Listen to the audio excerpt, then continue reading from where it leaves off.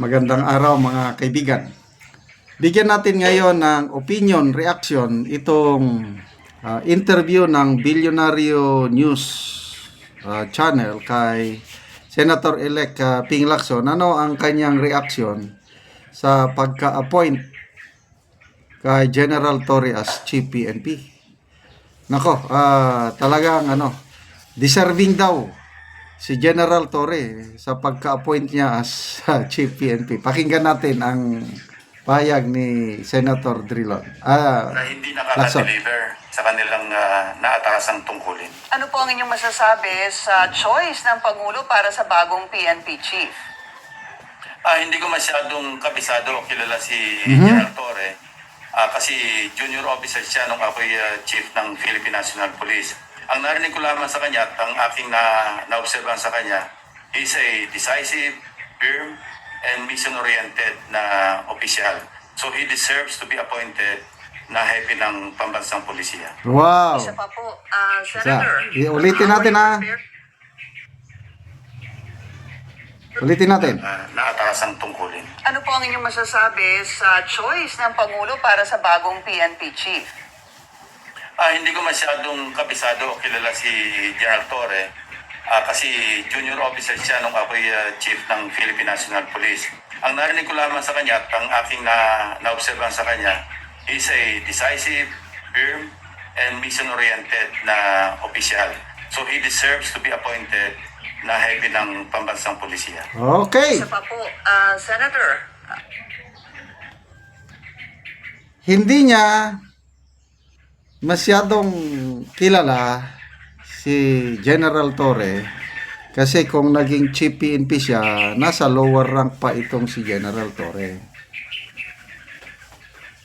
Kaya lang, ang basehan niya, yung naririnig lang niya, yung mga feedback tungkol kay General Torre. So, based from those feedbacks, ito na, nagpayag ang dating Chief PNP na he deserves to be appointed as Chief PNP. Anong masasabi nyo? Kasi, yun na nga, decisive, firm, and mission-oriented. So, ito lang din ang aking opinion o reaction is nung na-assign siya sa Samar, yung nadeklara siya na persona non grata. Yun ba yung pagiging decisive, firm, mission-oriented? I don't know kung sa history ng mga nagiging Chief PNP, kung sino-sino sa kanila ang na-declare na persona non grata sa isang lugar. Wala akong alam. Basta, ito lang, it's a fact. May nabasa ko nga, nakita ko yung resolution ng LGU declaring Colonel Torre Panon as persona non grata. Yun. Ano pa? Siguro nga, basing from yung performance ni General Torre sa KOJC SEADS at saka itong pag-aresto kay PRRD, yes, we can say, don't get me wrong, yung kanyang actuation lang, talagang decisive siya. Wala siyang kinakatakutan. May yagba, may balls. Meron siyang guts to implement what has been ordered to him. Kaya, in a way, tama naman itong sinasabi ni Senator-elect Ping Lacson na basing, lalo na itong pinakalatest pag-aresto kay General Torre, yung PRRD, kakalad ka rin ko yan. I am in charge here. O yun. Hindi niya pinapasok si BP Sara. Ano pa? May mga nilabag na batas na as yung Senate hearing, yung pagko-question ni Senator Alan Cayetano, may mga nalabag na batas. Yun, decisive siya. Firm. Mission-oriented. Ano yung mission-oriented? Ang utos sa kanya is arestuhin si PRRD at dalhin siya sa ipasakay sa eroplano. So, mission accomplished nga talaga. So, nang dahil doon, yun, he deserves to be chief PNP. Bahala na kayo. Yun ang sabi ni Senator-elect Ping Lacson. Wala tayong magagawa. Kaya lang, ano naman ang epekto, i-relate natin ito sa reconciliation na sinasabi ng Pangulo, handa siyang makipag-reconcile sa mga Duterte. Ito ngayon, pagka-appoint kay General Torre, yung demand behind the arrest of PRRD, ano ang epekto nito sa damdamin o yung Duterte block, yung Duterte supporters, anong masasabi nila? Matutuwa sila? Ito ba, these are signs of reconciliation? O lalong magagalit ang mga Duterte supporters? Ano sa tingin nyo? Itong pagka-appoint, magbubunga ba ito ng pagkakaisa? Pagre-reconcile itong appointment? Kayo ang sumagot. Ako, nagtatanong lang. Ito, yung mga nakakausap ko ng mga kaibigan ko, sabi, ngayon lang, kanina, ano ba yun? Sabi ng, si Torre ang napiling PNP chief. Yes. Ay, lalong magagalit ang tao niyan. Sabi ng aking nakausap. Bakit? Ay, masasaktan yung mga supporters ni Digong.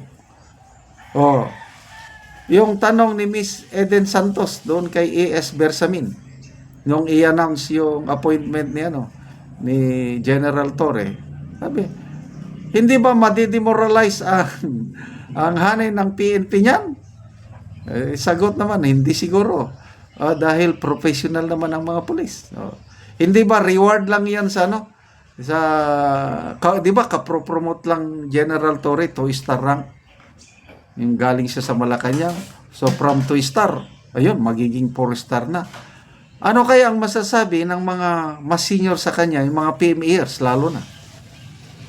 Sa tingin nyo, maligaya ang mga PMAers na nalampasan ni General Torre? May mga class 92 pa, mga lieutenant general sa PMA na nasa police. Meron ding class 92 na graduate sa PNPA na umaasa na sila yung appoint. Nalampasan sila ng class 93. So, mas junior itong si General Torre. So, yung seniority hindi nasunod. Sabi naman ni Bersamin, merit-based daw. So, yun na. Ano yung merit? Ano yung accomplishment ni General Torre? Baka yung pag-seed sa KOJC at itong pag-aresto kay PRRD. Okay.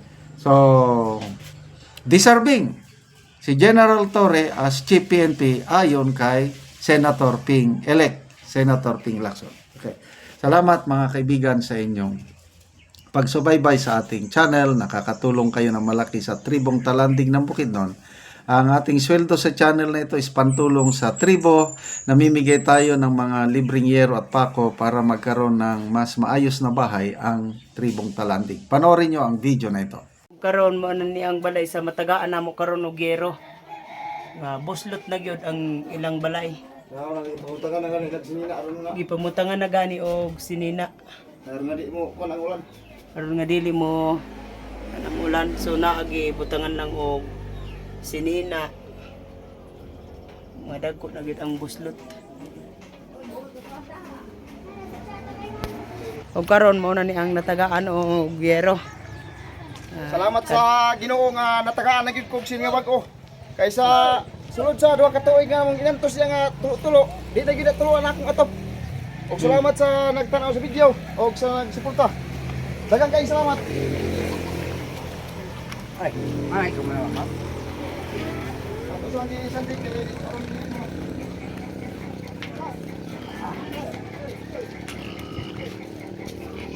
mga dagko na gid kaayong buslot sa balay ni Kuya ug karon natagaan na gid si Ogero.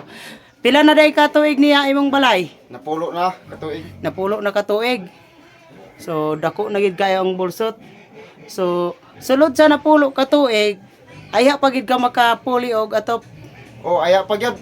Sa nagpasalamat gyud ko nga naay bago nga sin nga gihatag. Kay di namin tuluan sa ulan. Huwag namin salamat sa Ginoo. Di unang-una akong pasalamatan ang Ginoo og sa nagtan-aw aning video og sa nag-sponsor sa kuan singa nakatag og maginaot lang mi nga kini nga tabang magpadayon pa hangtod sa unta. Daghang kaayong salamat. Sige, salamat kaayo.